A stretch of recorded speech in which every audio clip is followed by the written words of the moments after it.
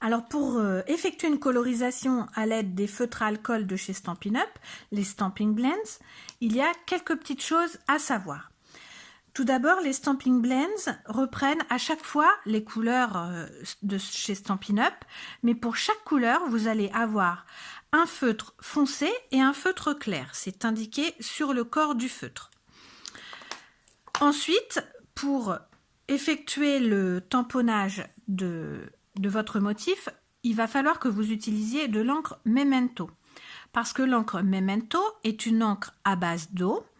Et donc, quand vous allez coloriser avec le feutre à alcool, eh bien, le contour de votre dessin ne fusera pas à l'intérieur de la colorisation. En l'occurrence, là, le contour noir du motif ne va pas fuser dans les colorisations qu'on aura effectuées à l'aide des feutres à alcool. Donc, je vais prendre mon tampon.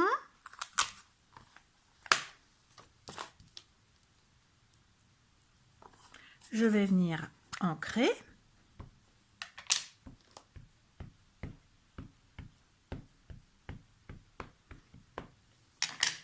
Et sur une chute de papier murmure blanc, je viens effectuer mon tamponnage.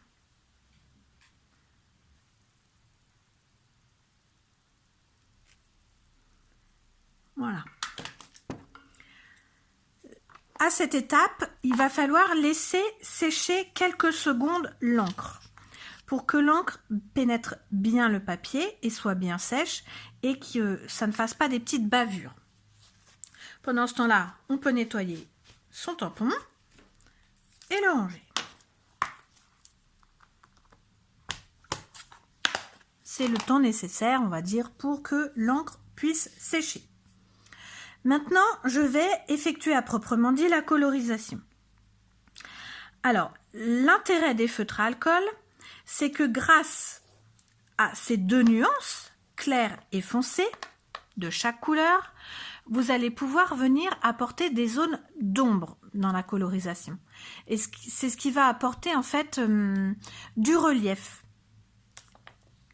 Alors ici, je vais venir coloriser le petit bonnet du lutin en couleur grenouille guillerette. Je vais d'abord venir faire un aplat avec la couleur la plus claire. Un aplat, ça veut dire je vais coloriser uniformément. Alors, on utilise au choix ou la pointe fine ou la pointe pinceau, selon qu'on a une surface plus ou moins grosse à coloriser, ou selon si on veut être plus ou moins précis. Voilà.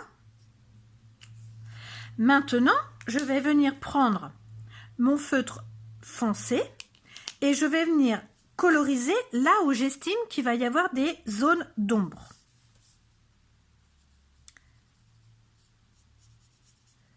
Quand on colorise avec les feutres à alcool et qu'on veut réaliser ce type d'effet, il faut quand même aller assez vite parce que l'alcool s'évapore. Donc là, vous voyez, il y a quand même une démarcation entre la nuance claire et la nuance foncée. Donc pour atténuer cette démarcation, je vais revenir avec mon feutre clair pour mélanger les couleurs et ainsi atténuer cette démarcation.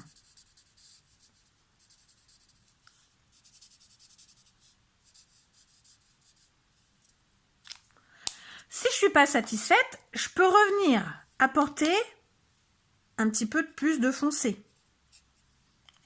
Dans ces cas-là, je reviendrai à nouveau pour mélanger les couleurs. Là, c'est pas tout à fait sec, mais il va falloir laisser le temps à l'alcool de s'évaporer complètement. Donc, ça va changer quand même un petit peu d'aspect. Pas beaucoup, mais quand même un petit peu. Mais on voit déjà bien que ce n'est plus un simple aplat de couleurs. On a une nuance dans le petit bonnet du lutin. Je vais continuer le reste de la colorisation et je vous laisse en musique.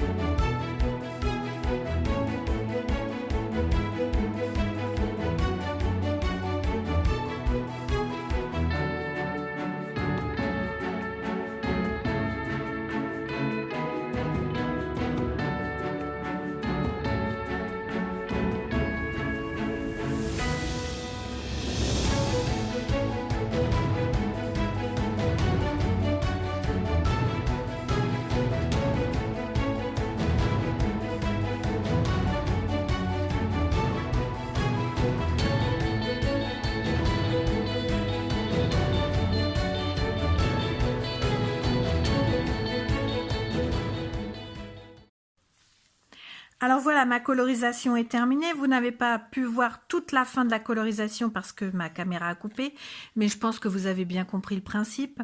Et vous pouvez voir le rendu.